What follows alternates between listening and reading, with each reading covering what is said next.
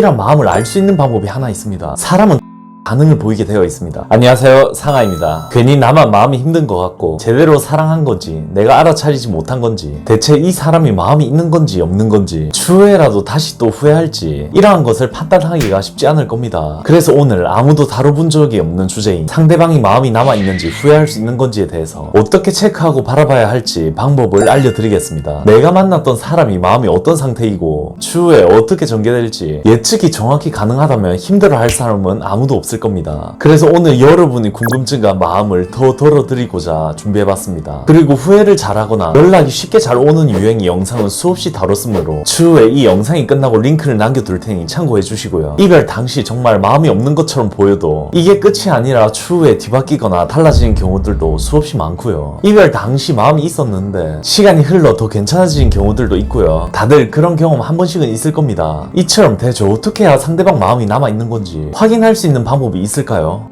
첫 번째로 무의식 반응 기제를 확인하세요. 속담에서도 10길 물속은 알아도 한 길 사람 속은 모른다 라는 말이 있듯이 사람의 마음을 알아내기가 힘들다는 것입니다. 게다가 하루 12번도 바뀐다는 게 사람 마음이라 하죠. 하지만 이런 마음을 알 수 있는 방법이 하나 있습니다. 사람은 특정 자극에 반응을 보이게 되어 있습니다. 아무리 거짓말을 하고 숨기는 사람이라도 자기도 모르는 무의식 영역이 발동되어 행동이 튀어나올 때가 많죠. 불안하면 나도 모르게 마치 손톱을 물어뜯거나 다리를 떨고 있거나 말이죠. 심리학자 칼 융은 분석 심리학에서 마음이란 엄청 큰 세계라고 지칭하고 있습니다. 의식과 무의식으로 나뉘는데 무의식은 모든 것을 표현되려고 노력한다죠. 그렇게 사람의 말은 겉으로 말로 판단하는 게 아닙니다. 그 사람에 대한 행동 등 자연스럽게 나타나는 무의식 영역을 잘 살펴보셔야 합니다. 이렇게 말한다면 감이 잘 안 잡히겠죠? 그렇다면 무의식 예시를 간단하게 알려드릴게요. 첫 번째, 감정에 대한 예시입니다. 간혹 원망이나 강한 분노가 나올 때가 있는데 이 경우들도 안 사랑해서가 아니라 내가 별다른 행동을 한 게 아니라면 나에 대한 애정도가 높아서 그에 맞는 기대치에 충족되지 않아 많이 나오는 태도이므로 이는 마음이 있다고 보는 겁니다. 분노 뒤에는 항상 아쉬움이나 그리움으로 나오게 되어 있거든요. 두 번째로, 행동에 대한 예시입니다. 헤어지자고 하면서 간혹 머뭇거리고 있거나 자꾸 주춤하고 있다는 느낌이 나온다든지 말을 자꾸 건다든지 눈물을 보이며 아쉬워한다든지 친구로 남자고 한다든지 SNS 등과 같이 관련된 사진들이 원래 바로 지우는데 안 지우고 남아있다든지 등으로 판단해보면 되는 겁니다. 세 번째로, 1번과 2번이 없다면 내가 직접 자극을 줘보면 됩니다. 이런 걸 내가 잘 모르겠다, 잘 안 나타난다 라고 한다면 내가 환경을 변화시켜 보거나 직접 자극을 주면 됩니다. 만일 연애하면서 내가 홧김으로 이별을 구했을 때 나를 설득시키려 한다든지 잡았다든지 싸운 뒤에 가만히 놔두니까 상대가 다가왔다든지 이런 패턴이 나타났던 경우라면 이번에도 존중하는 의미나 받아들여 보거나 또는 내버려 둬보는 겁니다. 반대로 내가 응원해주거나 격려해줬을 때 더 잘하려고 노력했다면요, 그러한 것을 인지시켜주고 반응을 판단해보면 되는 겁니다. 또 질투가 있는 사람이라서 크게 반응을 보였던 경우라면 내가 그런 것을 이전과 같이 말이나 사진으로 연출해보는 겁니다. 또 상황 변화를 주기 위해서 내가 새로운 모습으로 연출을 해본다든지 내가 하지 않았던 행동과 반대로 해보는 겁니다. 이럴 때 고정되어 있는 마음속 내면들이 무의식 영역들이 나타나 반응을 체크해볼 수 있겠죠. 반응들이 꼭 연락으로 오는 게 아니더라도 갑자기 하지 않는 걸 한다든지 다른 반응을 보인다든지 그런 것을 체크해보면 됩니다. 두 번째로, 마음을 억누르고 있는지 체크해보세요. 우리가 안 좋은 생각들이 들게 되거나 과거 경험들에 빗대어 아니라고 판단되거나 나의 상황들이 좋지 못할 때 아쉽고 후회되는 마음이 존재함에도 불구하고 억지로 자기 자신을 누르는 경우들도 존재합니다. 그럴 때는 헷갈려하면서 잘 모르겠지만 맞는 것 같다라는 식으로 한다든지 그냥 아닌 척하며 결심한 듯이 표현하는 경우들도 있습니다. 이러한 경우들은 마음이 존재하지만 억누르고 있다는 뜻이 됩니다. 우리가 마치 다이어트를 할 때 눈앞에 피자가 있으면 괜히 못 본 척하고 피자를 안 좋아한다면서 피해버리듯이 말이죠. 억누른 느낌을 어떻게 구분하냐면 보통 느낌으로도 꾹 참거나 억누른다는 기분이 들면 주로 여기에 해당되는 겁니다. 또 말과 행동이 일치하지 않거나 평상시와 다른 모습들이 많이 나타난다면 주로 이쪽에 해당된다 보면 됩니다. 이런 억누르는 게 강한 경우들은 자신이 이성으로 제어한다는 뜻인데 반대로 말하면 이성을 제어하지 못하면 마음이 커지고 다가올 수 있다는 겁니다. 이런 경우들은 주로 성향적으로 억누르는 성향이거나 무언가 관계를 바라보더라도 부정적으로 생각하는 사람들이 유행이죠. 그래서 억누르는 힘이 강한 느낌이 든다고 하면 이는 마음이 정리된 게 아니라 마음을 억지로 억지로 이겨내보려고 한다는 뜻이기 되므로 감정은 내 스스로가 쉽게 제어되지 않을 뿐더러 마음이 계속해서 남아있는 경우가 많습니다. 억누른 경우들은 주로 이별 당시보단 조금 지나서 크게 후회하다가 추후 시간이 한참 많이 지났을 때 체념하는 게 통상적입니다. 그래서 내가 어떻게 마무리하고 됐냐에 따라 달라지게 되는 겁니다. 세 번째로 지쳐있는 상태인지 체크하세요. 우리가 몸이 상태가 좋지 않거나 정말 지치고 힘들면 아무리 맛있는 음식이라도 입맛이 없어지는 것처럼 몸이 상태가 좋지 않고 에너지가 없는 상태라면 본 마음이 제대로 드러나기가 쉽지 않죠. 그럴 때는 회복이 되고 나서 서서히 마음이 인지되고 올라오게 되므로 그 이후에 나타나는 반응들이 제대로 된 감정이라는 겁니다. 그러면 얼마나 지쳐있는 상태인지 체크해보세요.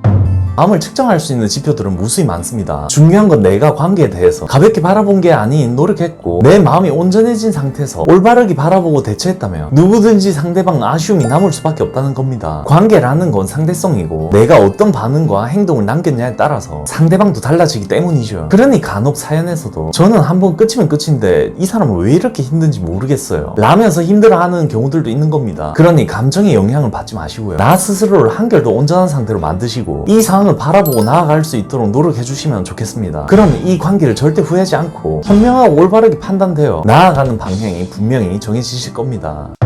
이것을 끝으로 혹시 궁금한 점이 있으시다면 아래 댓글로 남겨주시면 제가 다 답을 드리겠습니다. 영상이 괜찮으시다면 구독, 좋아요 많이 눌러주시고요. 이상 이별가 제외의 상하였습니다. 감사합니다.